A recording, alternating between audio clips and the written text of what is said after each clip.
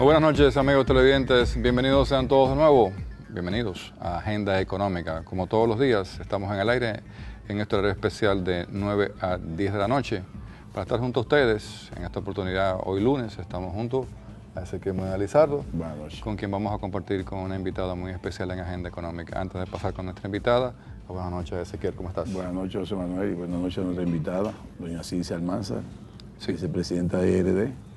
Sí, la vicepresidenta de la AIRD, uno de los entes think tank. El programa se viste de gala. Cuando no está doña Rosana, ella... A mí nunca me toca con doña Rosana. Ajá, regularmente. Nunca me ha tocado. Sí, nunca. Parece que ustedes equilibran conmigo. Y mire, y ella venía, lo que pasa es que no La pudo. intención era... Yo regularmente no vengo los lunes. Iban a ser dos damas contra un caballero hoy, Sí, pero... regularmente no vengo los lunes, pero ella me pidió que por favor la sustituyera. Pero para mí es un honor. Gracias, igualmente. Sí, vamos con doña Circe a hablar de varios temas, sobre todo que tienen que ver con las cosas empresariales, laborales, etcétera, ¿no? Sí. Circe, hemos estado en un proceso bastante alargado con el tema de la discusión del aumento salarial. La semana pasada el ministro José Ramón Peralta le envió un mensaje, un metamensaje, tanto al sector privado como a los obreros, patrones obreros, de que buscasen la forma de llegar a algún tipo de acuerdo. ¿En qué momento estamos en este proceso? Bueno, como ustedes sabrán, nosotros, inclusive antes de que llegara el plazo para la discusión en el Comité Nacional de Salario, planteamos que estábamos en la mejor disposición de discutir y adelantar las negociaciones del salario mínimo que estaban previstas efectuarse en el mes de junio. En el mes de junio es que se cumplían los 2 años de la tarifa establecida en el 2011. Sin embargo, empezamos a trabajar desde enero del presente año, tratando de incluir otros aspectos de la agenda laboral, entre los cuales estaban el tema de todo lo que es las discusiones de la seguridad social, que hay varios elementos que tenemos que discutir, sobre todo el tema de los regímenes especiales con el contributivo subsidiado y otros regímenes para los trabajadores móviles y ocasionales, que está causando serios desbalances y déficits, sobre todo en el régimen contributivo y en el seguro familiar de salud, y otros aspectos de la seguridad social que ameritan una discusión. También el tema de los salarios mínimos. Los desbalances son altos costos en el sector empresarial, doble tributación. No. Eso es en cuanto a lo que es el déficit del seguro familiar de salud, que se ocasiona en su mayoría por trabajadores los cuales se le paga una cápita y sin embargo no cotizan lo suficiente para cubrir esa cápita. Entonces eso está presionando el Fondo de Cuidado de Atención de la Salud, que la gente dice que es porque evaden. Hay alguna ilusión de las empresas, pero el mayor componente está en aquellos trabajadores que trabajan 3, 4, 5, 6 días, una semana, y que no contribuyen lo que equivale a la cápita de él y sus dependientes. Me refiero al sector agrícola más que nada, que son aquellos los que tienen trabajadores temporeros, que se les paga por trabajo por destajo. Y eso es lo que está presionando más la cuenta, que la gente no sabe eso, pero eso está presionando. Y eso era parte de la discusión. Otros elementos elementos que tenían que ver con los salarios mínimos. Los sindicalistas plantean que aquí en el país hay muchos salarios mínimos, tarifas de salarios mínimos. Cuando nos referimos a tarifas de salarios mínimos, hay más, hay casi 20. Tienen que ver con los subsectores económicos, exactamente. Franca, sí. Aunque en muchos países hay tarifas, en Costa Rica, por ejemplo, yo creo que hay 60 tarifas de salarios mínimos. O sea, eso no es aquí solamente, pero ellos querían que se discutiera eso. Y también, por supuesto, el tema del Código Laboral, que es un planteamiento que nosotros estamos haciendo desde hace mucho tiempo, de la discusión, incluyendo también lo de la tarifa del salario mínimo del no sectorizado. Lamentablemente no hemos podido llegar a un acuerdo. Yo diría que porque cada vez que vamos a llegar a un acuerdo hay un nuevo planteamiento de los representantes del sector laboral. Y cada vez que tenemos ya que vamos a plantear sobre la mesa un acuerdo, pues entonces ellos plantean una nueva modalidad. Yo espero que sí, que este próximo miércoles lleguemos a a una solución. Nosotros hemos planteado la última propuesta es un 12%, que es alrededor de un 40% por encima de la inflación.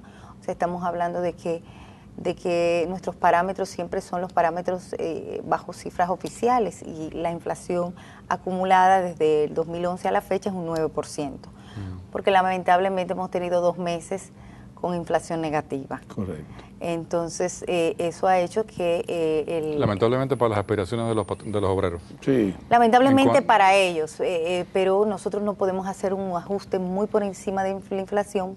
Uno, porque eso provocaría quizás un efecto inflacionario. Y de hecho eso es parte de lo que han mencionado las autoridades gubernamentales, de que tenemos que ser cuidadosos a la hora de hacer un aumento, no por el hecho de los aumentos a las grandes empresas, sino porque esto es una tarifa, y el momento que tú expliques esa tarifa es para todo el mundo, entonces eso puede presionar mucho, sobre todo a las pymes. Más que nada por el hecho también de que se considera una empresa pequeña, una empresa grande, toda aquella que venda más de 4 millones de pesos al año, y eso es cualquier gente, cualquier empresa. Entonces 4 millones de pesos incluye ya a pequeñas empresas. Entonces tenemos que ser muy cuidadosos con ese tema, y ellos siguen planteando su 16, 17%. Esperamos llegar... Por lo menos estaban en 30, ya están bajando a 17, están más cerca, como dicen.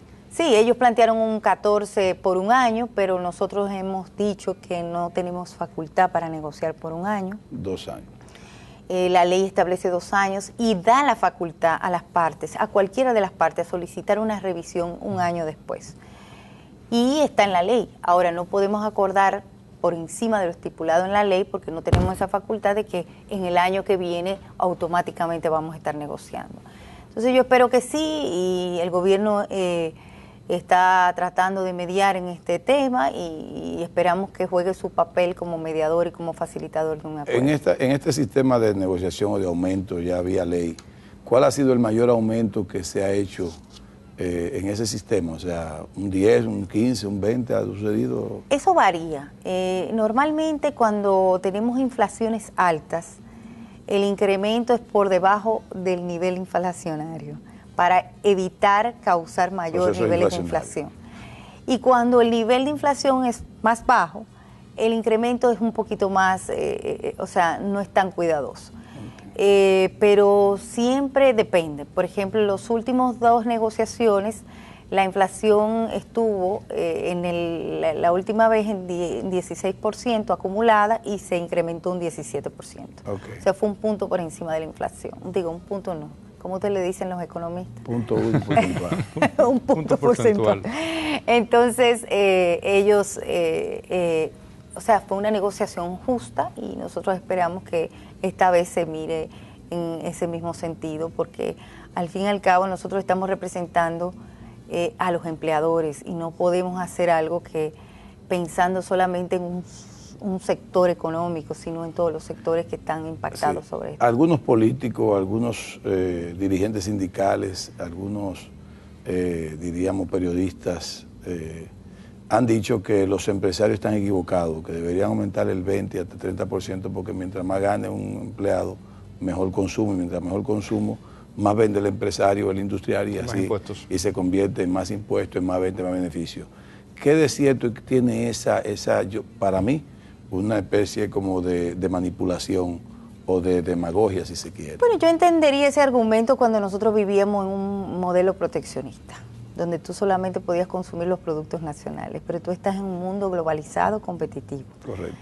Y la competitividad está dentro de la casa. O sea, si tú te encareces mucho, tus costos de producción se encarecen, se elevan con unas tarifas que se han duplicado, eléctricas, para el caso de las industrias, porque ya la condición de usuario no regulado prácticamente no es tan favorable, porque las tarifas se han convertido casi en las mismas que los usuarios regulados.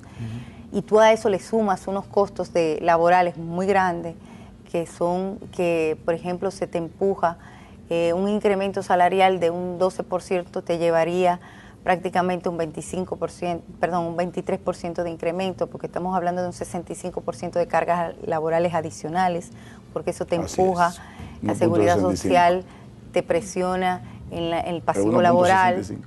Y entonces eso hay que tomarlo en cuenta. O sea, tú no estás pensando, o sea, el poder adquisitivo es importante, pero también tienes que pensar en la competitividad de las empresas, porque si tú lo que estás favoreciendo es el consumo de los productos importados, entonces tú lo que vas a crear es desempleo. Y esos desempleados no van a tener con qué comprar, aunque tengan un incremento salarial significativo. O sea, muchos van a tener un chin más, pero otros no van a tener nada. Pero no van a tener empleo. Entonces, y eso es lo que está sucediendo en los últimos años, y por eso es que nosotros planteamos que todas las variables tienen que analizarse para fomentar el empleo formal. Nosotros en el sector manufacturero, que es el mayor generador de empleos formales en el país, hemos perdido 100.000 empleos, y a pesar de que gracias a la ley de proindustria se incrementaron 8.000 en los últimos 3 años, todavía no hemos llegado a los niveles del 2000, estamos muy por debajo. Y hay que hacer mucho más políticas y estrategias de promoción, de industrialización para favorecer y fortalecer el empleo. En el día de hoy, doña Luisa Fernández acaba de anunciar a través del DICOM, que es la punta de lanza informativa del gobierno, que de 49 empresas nuevas aprobadas en zona franca y la posibilidad de que estas creen unos 100.000 empleos, pero todos sabemos que son anuncios que están solamente en papeles.